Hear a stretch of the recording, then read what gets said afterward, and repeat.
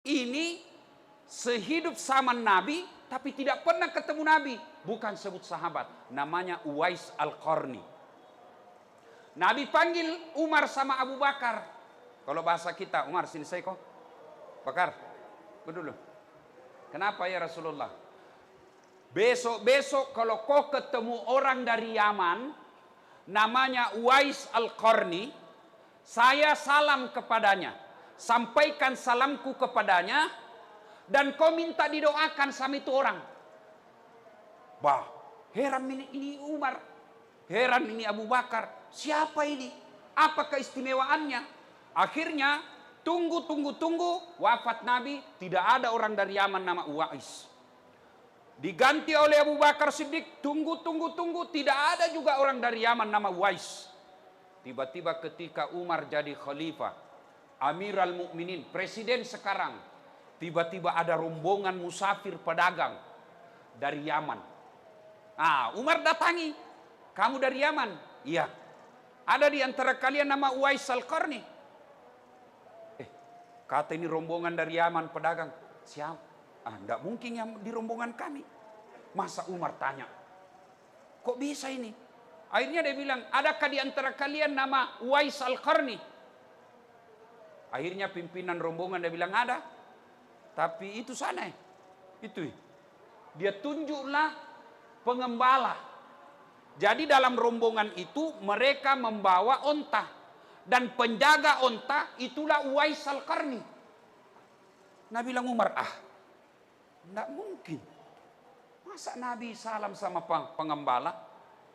Kalau di kampungku Pak Kampi. Masa Nabi masalah ku Pak Kampi tukang gembala? Enggak mungkin. Dilihat juga, masih muda. Dipanggillah. Kau nama Uwais Al-Qarni? Dia bilang ya. Dia bilang, Umar, ada Nabi titip salam kepadamu. Bayangkan Pak, Nabi titip salam. Nabi, saya saja ini baru-baru diundang ke Istana Negara. Di WhatsApp sama Menteri Agama, Saudara Ustadz Das'ad Latif. Saya atas nama pemerintah meminta untuk mengisi ceramah Isra Mi'raj di Istana Negara.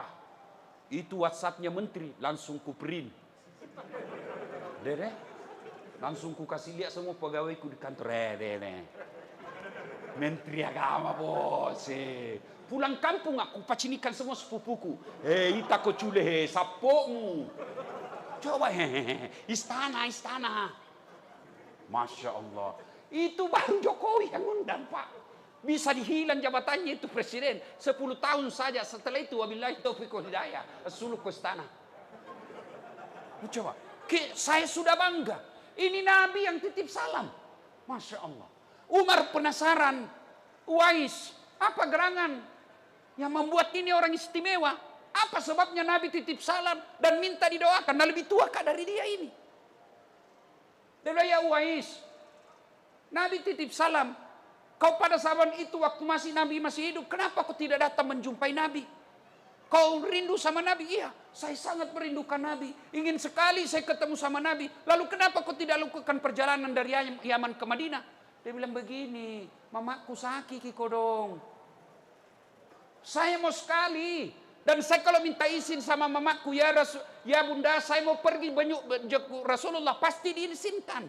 Tidak mungkin nalarang ke mamaku. Tapi kasihan mamaku sakit. Dia tidak bisa bergerak kecuali saya gendong. Mau makan saya harus suap. Mau buang air besar saya harus pikul. Saya gendong dia. Tidak mungkin saya bisa tinggalkan mamaku dalam keadaan sakit begini. Maka ku tahan rinduku kepada Nabi. Saya tahan rinduku mau ketemu sama Nabi. Karena saya harus jaga ibuku. Lalu kenapa Pak Lek bisa mau sekarang ke sini? Nabi bilang, kau meninggal nih. Baru kak bisa melakukan perjalanan. Subhanallah. Hikmahnya adik-adik sekalian, jangan kau panjang cerita. Punna duraka kau sama ibu bapakmu, jangan kau harap mau baik duniamu. Kalau kau kasih keluar air matanya ibumu, jangan kau harap masuk surga. Nabi biar ini hitam jidatmu gara-gara sholat. 5 kali hatam itu Quran selama Ramadan. Senin Kamis kau puasa, ngajar kau ngaji di masjid. Tapi patotoai kau sama mamamu, demi Allah jangankan masuk surga, baunya surga kau tidak dapat. Nah sekarang anak-anak hilang kuliah ki. Enjo cewek-cewek dongo. Deh sopannya sama cowok, nah iya kak terserah nih pret. Beleng-beleng. Kalau mamanya ndak hormati nah. Kalau bapaknya nasihati, jangan kau begitu nak. Tidak baik itu keluar malam-malam. Apalagi nih Ramadan. Jangan pergi tarawih keliling. Kakelilingan nih juga apa itu tarwenan lupai. Iyalah sing tarawih keliling. Sahur enderut dongo. Siapa ajar kau sahur di jalan? Kau mau kau sahur di rumahmu kau. Mau kau bersedekah siang kau bawa. Jangan kau tengah malam. Kapija kau itu pacaran. Jangan kau ketawa. Dikasih tahu nak kakak lagi. Adik-adik, nih cowok-cowok nih. Jangan sampai kau lebih hormat sama cewekmu daripada mamamu. Kalian ini yang pegawai kah? Sopan sekali kau kepala kantormu, kepala cabangmu, kepala wilayahmu. Hormat sekali kau sama camatmu. Hormat sekali kau sama kapolsekmu. Hormat kau sama wali kotamu. Padahal bukan dia kasih sekolah kau. Siapa kasih sekolah kau? Ibu bapakmu. Demi Allah kau tidak akan selamat kalau kau kurang ngajar sama orang tuamu. Kecil buat Allah kasih kau rumah. Kecil. Kecil buat Allah kasih kau mobil sesuai impianmu. Kecil. Allah cuma minta baik kau sama orang tuamu. Saya kasih kau apa yang kau mau. Apa susahnya Allah kasih lunas hutangmu? Apa susahnya Allah kasih kau rumah? Apa susahnya Allah kasih kau anak kalau kau mau? Allah cuma minta birrul walidain. Berbuat baik kau sama ibu bapakmu. Kecil itu dunia kalau kau mau. Saya kasih kau. Tapi kadang kita lebih hormat sama manusia. Lebih sopan sama manusia. Daripada ibu bapak. Terutama juga ini ibu-ibu nih. Gara-gara dia durhaka suaminya sama mamanya. Ada begitu di sini. Takut sama istrinya. Berhenti kau jadi laki-laki silakan. Apa lama kau sama istrimu? Nah bilang jalloki ustaz. Kenapa kalau jalloki? Kan biasanya itu suami. Mau masuk Ramadan. Nah bilang ini kan tidak bisa pulang kampung. Lebih ini duit ada 2 juta. Kirimi mi kodong bapak di kampung. Langsung dia bilang apa? Bapaknu terus. Kalau ada istri tak begitu pak. Saya ajar ki ya. Serius kak ini. Jangan ki cerai jandai kodong. Ini apai? Tambahin jari 2. Bilang kurang ngajar kau sama bapakku, tambah kau. Kau kira saya takut saya tambahi kau? 3 lagi saya mau. Saya tahu begitu. Nah bilang nak kasih pecah piring ustaz, kasih pecah semua. Piring boleh dibeli. Nak kasih pecah semua televisi biar supaya berhenti nonton sinetron. Nak kasih pecah semua. Kenapa? Piring televisi boleh dibeli lagi. Harga diri sebagai suami tidak boleh diinjak-injak istri. Takbir. Yang ngasih cuma lah. Bu, dengarkan dulu bu. Ayo bu. Pernah rasakan hamil? Enak enggak? Enak? Enggak ada susahnya. Duduk saja setengah mati toh. Kudu. Sulut nih. Jangan kau ketawa anak muda urusan orang tua ini. Ibu, pernah rasakan melahirkan? Pernah? Enak enggak? Mana ada ibu-ibu melahirkan senyum? Enggak mentah-mentah dia kayak suluk nak. Pernah ibu rasakan bagaimana susahnya menyusui? Ibu, apalagi ketika tumbuh gigina.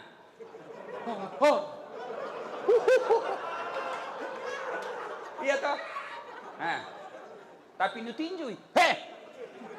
Tidak. Lepas kena Coba. Ibu, susah toh? Siapa yang menghamilkan suamimu? Siapa? Ibunya. Siapa yang lahirkan? Ibunya. Siapa yang menyusuinya? Siapa yang ngajari jalan? Siapa yang ngajari bicara? Siapa yang kasih sekolah? Sekarang siapa yang terima gajinya suamimu? Woi. Siapa? Istrinya. Makanya jangan kau patotoai sama suami. Mana ada gaji suami diambil sama mamanya? Istrinya dia kasih. Siapa yang dicicilkan rumah? Bukan ibu bapaknya, istrinya. Maka jangan pernah berkata, pilih kau mamamu atau saya istrimu. Kalau saya bilang begitu, pasti kupilih mamaku. Istri, ada namanya bekas istri. Si mau kok. Bapak-bapak juga jangan kurang ngajar sama istri. Siapa yang hamilkan istri? Hah?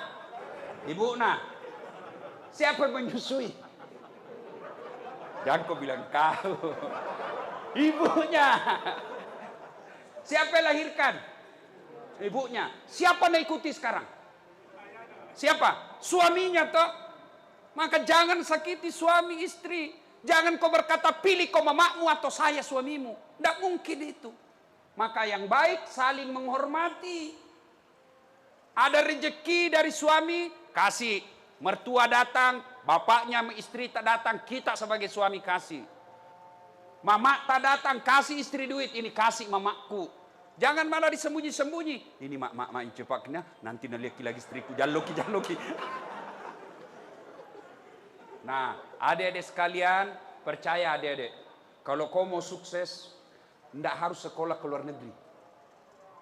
Lihat itu alumni luar negeri, banyak tonji dari pengangguran. Tidak harus sekolah kuliah tinggi-tinggi, doktor dan lain sebagainya, tidak. Cuma ini MC tadi salah sebui. Saya bukan doktor honoris causa, saya doktor asli. Kalau honoris causa itu dihadiahi namanya, tidak sekolah. Kalau saya sekolah. Nah, biasanya honoris causa itu artinya orang yang ada dikasih hadiah, biasanya pejabat, nah beli. Itu tulisannya DR dalam kurung HC. Kalau saya tidak, doktor aslinya ku sekolahi. Bukan kaling-kaling, dua poin doktorku bos, bukan kaling-kaling ini. Nah, adik-adik sekalian bisa seperti itu. Kenapa? Rumusnya birrul walidain. Berbuat baik kau sama orang tuamu. Demi Allah, saya pernah jadi cleaning service di Mapanyuki. 4 toilet saya harus bersihkan tiap hari. Kalau ceramah mitsomo itu penceramah hebat-hebat kah? Kulihat hebatnya jadi ustaz sini.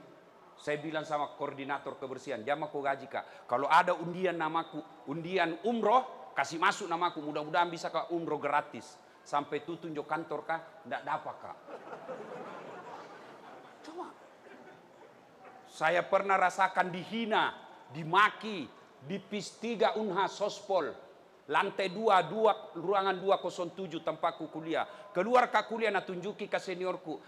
Dasat, tidak malu kau itu bajumu semua cakar. Tahu di cakar toh? Join itu 20 sampai sekarang masih langganan nggak? Dasat, ada buka baru. Saya pernah rasakan itu dihina seperti itu. Jalan kaki bos, dari Jalan Harimau, depannya Masjid Baitul Aman. Itu ada lorong 77A. Depan Masjid Baitul Aman, ada di situ masuk lorong. Di situ saya tinggal 11 tahun. Jalan kaki kadang-kala dari Jalan Harimau ke Jalan Cakalang waktu ku SMA. Coko-coko. Jalan masuk, Pasar Cidu. Jalan kaki. Waktu saya SMA. Pergi ke rumahnya sepupu. Nah bilang dia apa? Datang itu cari uang PT-PT. Tapi saya tidak pernah sakit hati. Saya cuma bilang, tidak mungkin begini terus hidupku kalau baik sama orang tuaku, baik solatku. 2 saja saya pegang. Tidak pernah saya lepas solat saya, tidak pernah saya hina dan sakiti orang tua saya. Alhamdulillah sekarang bos. Jo yang pernah hina kak, nah bilang ke baju cakar, tahun ke-9 ini tahun saya kasih sakat. Itu dulu saya kerja cleaning service supaya bisa dapat undian umroh. Sekarang saya punya travel sendiri. Kapan saja saya bisa umroh dan haji. Dengan izin Allah. Kalau saya dulu jalan kaki, alhamdulillah ada Tommy mobilku. Tidak banyak yang punya seperti itu di Makassar. Apa? Dengan izin Allah. Kau anak muda bicara kau soal popularitas. Nukala followerku. Apa? Nukalai. Enak bos. Apa? Bicara soal pekerjaan. Ada kerjaku. Saya dosen. Tidak perlu saya pergi cari muka sama manusia. Tidak perlu saya menjilat-jilat sama pejabat. Iya puang.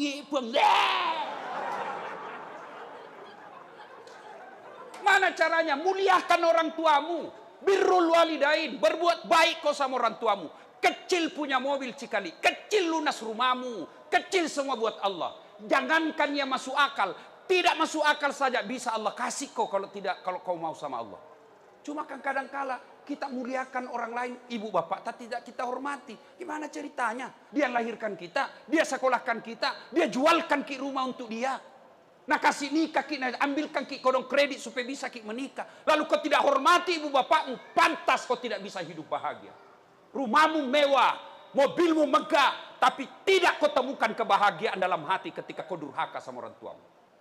Maka adik-adikku sekalian, yang masih hidup orang tuanya, jangan kau cerita jauh-jauh, biar kau sama orang tuamu. Orang tua aku pabotor Ustaz, orang tua aku pas selingkuh, orang tua aku pengedar, tidak ada urusanmu muliakan orang tuamu. Belajar dari kisahnya Ibrahim alaihissalam. Bapaknya namanya Azar, sembah berhala. Ibrahim mau ribut sama bapaknya, Allah bilang, sadar kau Ibrahim, jangan kau ribut sama bapakmu. Tapi dia hanya berhala ya Allah, dia bikin patung. Allah katakan bukan urusanmu. Kau yang mengalah, kau yang keluar dari desamu. Maka bapak-bapak, itu kalau anak-anak, ini kita yang sudah tua-tua. Kalau ada orang tua tak tinggal sama kita, itu pintu sorga paling gampang masuk. Biar sholat tak biasa-biasa ji. Tidak pernah jadi puasa Senin Kamis. Tahajud pun jarang. Tapi kita muliakan orang tua yang ada kita pelihara di rumah. Itu pintu masuk surga paling gampang. Maka kalau ada orang tua tak di rumah, rewel ikodong, karena mulai mi tua, mulai mi pikun-pikun, itu Allah tersenyum lihat kamu. Allah kasih kau pintu surga. Tidak semua anak dikasih umur panjang orang tuanya diurus. Tidak usah kau bolak-balik pergi umroh kalau kau kurang ngajar sama ibumu. Mau sekali saya umroh Ustaz, mau sekali saya haji, tapi tidak ada uangku. Tapi ada orang tuaku di rumah, itu orang tuamu kau urus. Allah kasih kau itu semua yang kau mau.